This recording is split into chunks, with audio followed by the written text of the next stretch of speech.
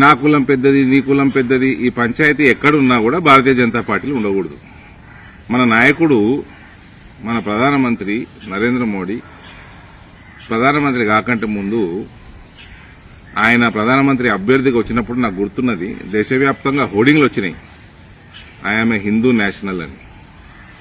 భారతీయ జనతా పార్టీలో పనిచేసుకోవాలంటే, ఈ దేశం భవిష్యత్తును కాపాడాలంటే, హిందూ రాష్ట్రాన్ని నిర్మించాలంటే నా కులం హిందుత్వం, నా కులం భారతీయ తత్వం తప్ప వేరేది ఉండదు.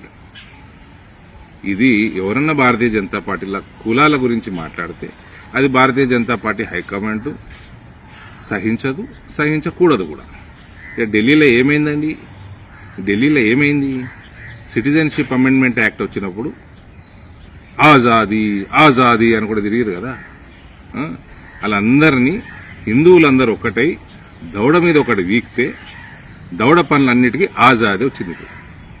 అందులో కేజ్రీవాల్ గాని పనులు ఉన్నాయి, సిసోడియా గాని పనులు కూడా ఉన్నాయి. అందులో దౌడ పనులు.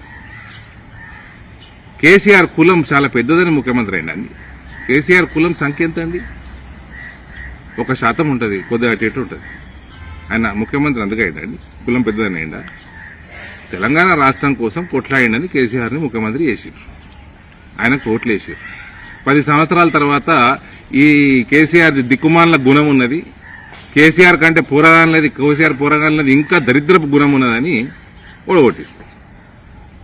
ఇక్కడ కులం కాదు, గుణం ముఖ్యం రాజకీయాల.